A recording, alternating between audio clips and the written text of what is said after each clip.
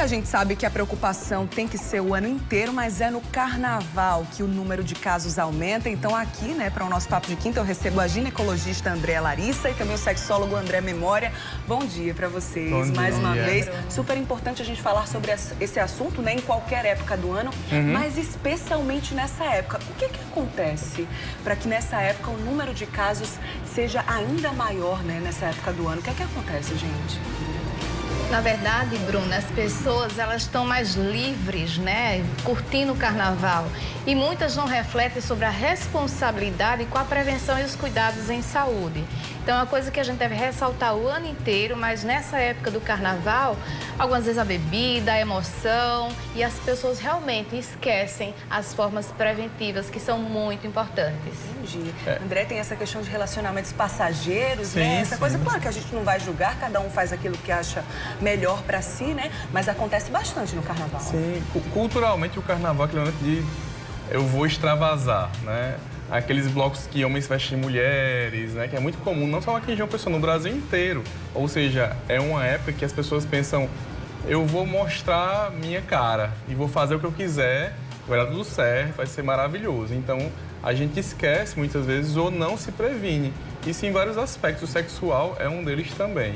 E o carnaval faz essa liberação, infelizmente, indevida, e aí fazendo com que as ISTs aumentem mesmo. Inclusive, essa nomenclatura, né, ISTs, ela mudou recentemente, se eu não me engano, no ano de 2016, porque antes era doenças sexualmente transmissíveis. E agora mudou para infecções, porque muita gente associava a questão da AIDS, por exemplo, né, do HIV/AIDS, mas ainda existe uma outra série de infecções, né, doutora? Isso, essa mudança foi para conscientizar que nem sempre as pessoas que têm uma infecção sexualmente transmissível, elas se sentem doentes ou têm alguma doença. Então, algumas pessoas dizem, não, eu não tenho DST, eu não tenho uma doença. E aí a gente limitava essa prevenção dessa cadeia, muitas vezes, da transmissão dessas infecções. Entendi. Então, por isso a gente adotou essa nomenclatura nova de infecções. A gente foi às ruas, né, para saber a opinião, as perguntas, dúvidas dos nossos telespectadores. Vamos soltar aí a primeira. Posso evitar uma DST mesmo com o uso da camisinha? E aí, é possível evitar, é possível pegar uma DST ou IST usando camisinha, gente? É possível? Sim, infelizmente algumas você consegue ter esse contato mesmo com os preservativos. Por isso que é importante a escolha dos parceiros, né? Não fazer no carnaval uma roleta russa, ou seja, vou pegar 25 pessoas e aí, se acontecer, aconteceu. Não fazer isso.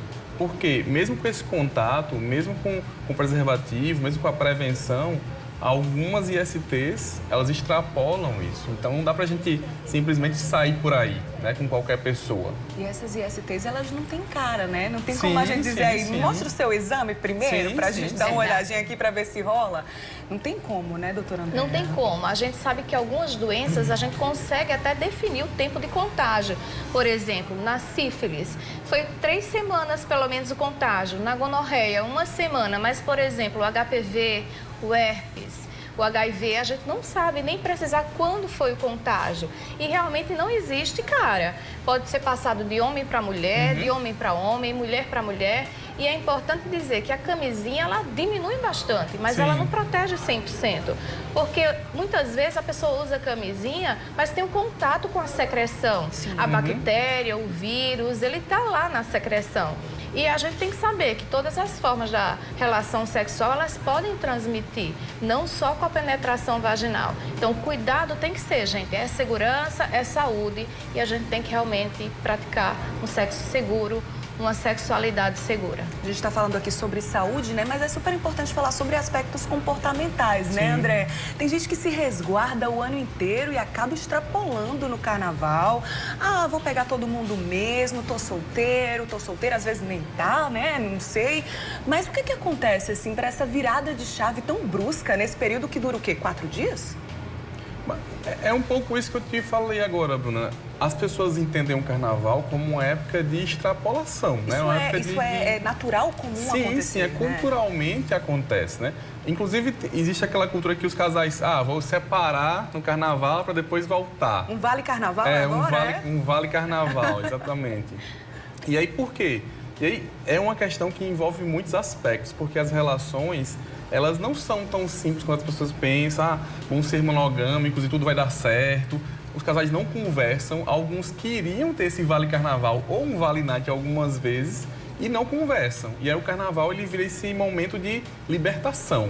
No carnaval pode tudo. No carnaval eu vou mostrar aquilo que eu quero, a quem eu sou. E aí acaba, infelizmente, tendo mais parceiros do que seria saudável para ela. Entendi. Gente, tem mais uma pergunta aí, dúvida, opinião de quem está na rua. Vamos ver? Como saber se a camisinha é segura? Sobre a segurança do preservativo, como é que faz? Essa é uma boa pergunta e eu vou ressaltar de cara algo que é importantíssimo. Preservativos do governo, os gratuitos, né, pegos no postinho, por exemplo, são seguríssimos, certo? Se você vê lá, tem um símbolozinho do Inmetro, certo? Que é o órgão que regula, que faz a testagem, né, do material que faz o preservativo. Se está lá, e todos que eu conheço, seja na farmácia ou do postinho, estão com o aval do Inmetro, são seguros. Mas o que acontece muitas vezes, Bruna? As pessoas usam o preservativo de forma aleatória. O que isso quer dizer? Não abrem do jeito correto. Sim. O que é o jeito correto? Não pode usar tesoura, por exemplo, objetos cortantes. Não fazer com a boca, que é muito comum, porque quando você pega na lubrificação vaginal ou a do pênis também, fica molhada a sua mão, né? Fica escorregadia. E aí você vai tentar abrir com a mão, não consegue, vai com a boca.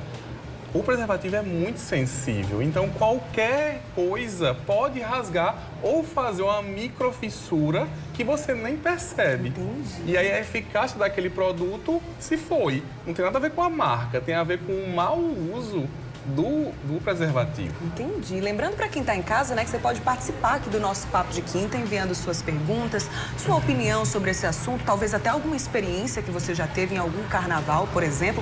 Manda aí sua mensagem para a gente. Nosso WhatsApp é o 991050400. Nossa produção está atenta aí a todas as mensagens e aí você entra nesse nosso bate-papo aqui também. Ainda existe preconceito com relação ao uso do preservativo, doutora Andréa? Existe sim. Alguns casais falam, e a esposa fala, meu marido não gosta, meu companheiro não gosta. Ainda existe esse tabu em relação à sensibilidade. É preciso também identificar tamanho, que são diferentes. Em relação a esse uso correto, alguns até podem pensar depois das fissuras, vou usar 2. Se usar 2 preservativos é pior.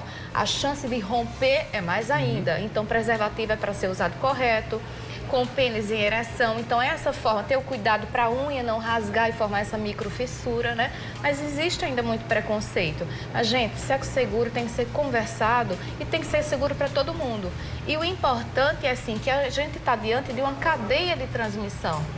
Não adianta eu pensar, vou me proteger e não me preocupar com a proteção do outro. Por quê? Isso vai sendo transmitido nas relações sexuais. E é importante dizer também que a gente tem situações que a pessoa não sente nada, né? E acho importante enfatizar que se você tiver uma ferida, uma úlcera, uma secreção vaginal que a gente chama corrimento, ou pelo pênis, ou até mesmo uma verruga, fica de olho. Procura um médico, procura um exame, porque esses são sinais de alerta para a gente já fazer o tratamento. Porque, pelo contrário, que se pensa, os tratamentos são eficazes. O que está faltando não é tratamento, é prevenção. E muita gente acha, né? Não, eu só vou usar preservativo quando, sei lá, para prevenir uma gravidez, né? Deixa ali para o finalzinho e tudo, coloca só para prevenir uma gravidez. Mas a gente sabe que essas infecções, dependendo da gravidade, elas podem afetar aquela pessoa, aquele cidadão, pelo resto da vida, né? Sim, e conviver com essa infecção não é tão tranquilo, apesar de ter tratamentos, né? É muito melhor que você não precise se tratar, né, André? Quando, nos anos 80 e 90, que teve o boom do HIV/AIDS, né? Que várias pessoas morriam, assim, que era muito nítido. Você tinha um parente, um vizinho que morria no hospital ou em casa, as pessoas sentiam mais isso. Eita, é melhor me prevenir porque isso pode acontecer comigo, porque era visual. Só que hoje, com os tratamentos mais avançados, né? Como a Andréia falou, a gente praticamente não vê nada nas ruas, nem em casa, nem nos vizinhos, porque o medicamento, tudo está funcionando muitíssimo bem. Mas aí que tá, a gente alerta sobre isso. As pessoas têm que entender que o cuidado com a saúde é permanente, né? E as ISTs, muitas delas não mostram sua cara. né? Pode ser uma pessoa rica ou pobre, branca ou negra, de várias classes sociais, não importa. Então, é importante se prevenir, inclusive até pessoas casadas. É bom ressaltar isso, né? O índice de infecção com pessoas casadas, pessoas mais velhas, é muito alto e aumentou nos últimos anos. Por quê? Porque tem muito essa questão ainda de que, estou com meu parceiro ou parceira, não corro risco nenhum. E, infelizmente, isso não é verdade. Perfeito. Gente, vou pedir aquela licença básica, né? Até para que os nossos telespectadores possam mandar mais dúvidas, perguntas, experiências para o nosso WhatsApp. Vou repetir para você, 991050400. E daqui a pouquinho eu volto para a gente retomar esse assunto por aqui. Pode ser? Tá bom. Pode ser. Agora eu tô aqui, vocês já perceberam, né? Voltei à nossa mesinha de café da manhã, onde eu recebo o sexólogo André Memória e a doutora Andréa Larissa, que é ginecologista, né? Sejam bem-vindos mais uma vez. Hoje a gente abriu aqui nosso WhatsApp para as perguntas dos nossos telespectadores, tá? E o rapaz perguntou, ele disse que prefere não se identificar, então a gente respeita, nenhum problema aqui com relação a isso, tá? Ele deu bom dia pra gente e perguntou, no final do ciclo da mulher, eu corro o risco de pegar uma IST? Pois no final sempre tem aquele líquido rosado, pediu pra não falar o nome, que tá acompanhando aqui o Mulher Demais. Final do ciclo é possível pegar? Sim, durante todo o ciclo, não só no final, é possível transmitir. Então, basta contato com a secreção, não quer dizer que está mais ou tem menos secreção e vai ter. As bactérias, os vírus, elas têm essa capacidade. Então, tem que ter a proteção do início ao final, durante toda a atividade sexual. Perfeito. Aqui mais uma pergunta de telespectador que quer saber, né? Para quem já está com a IST, qual é o tratamento adequado? E é outra pergunta também que eu queria fazer, né? Que a gente falou sobre HIV/AIDS e quais são essas outras infecções sexualmente transmissíveis que mais acontecem, especialmente nesse período de carnaval? Quais são as mais comuns?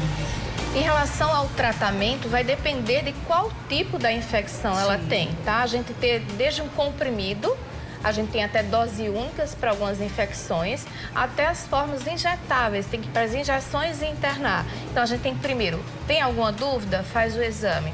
Se tiver a infecção, a gente vai fazer um tratamento adequado, porque elas são acessíveis. Em relação a... Quais são, né, essas as principais infecções? Sim, as principais. Então, a gente sempre fala da AIDS, mas a gente não pode esquecer a sífilis. E a sífilis, ela é uma doença que ela tem um tratamento com antibiótico, ela é bem simples. É a famosa benzetacil, a penicilina benzatina, que é de 1930, primeiro antibiótico descoberto. Sim. E essa infecção, ela é importante porque se a mulher estiver gestante, ela pode transmitir para o feto. Então, a gente tem que se preocupar com as doenças também, que elas são transmitidas para o recém-nascido e dão as infecções congênitas, tá certo? Mas a gente tem a hepatite B, a gente tem o herpes simples, o herpes genital, a gente tem o HPV, que pode formar aquelas verrugas, mas também não pode formar verruga nenhuma. Só está lá no colo do útero causando alguma mancha. E é importante ressaltar que isso pode estar associado com câncer do colo do útero no futuro, né? Então, são várias doenças. A gente tem a clamídia, tem o tricomonas, que eles se manifestam mais como corrimentos vaginais. E olha, a maioria dos homens, eles vão ser sintomáticos. Mas o contrário das mulheres em relação às secreções, elas não queixam muito. Algumas estão lá no canal do colo do útero e só no exame ginecológico que a gente consegue perceber. Por isso que esse acompanhamento é tão importante também, né, doutora? Sim, é fundamental o acompanhamento. E quando chega uma pessoa aqui que ela tem dúvida, eu que estou com dúvida, quero fazer um exame de sangue, eu tenho que fazer um exame ginecológico, um exame físico no homem, e aí sim, a gente tem exames de sangue para a gente fazer até os testes rápidos para sífilis e para AIDS, para a gente já fazer esse tratamento. E também é importante a gente ressaltar que se houver um sexo desprotegido na suspeita ou um corte, com alguma coisa suspeita, a gente tem as medidas de prevenção, que a gente chama a prevenção, né, a profilaxia. Uma pré-exposição e a gente vai fazer essa prevenção, tá? Então, também é acessível.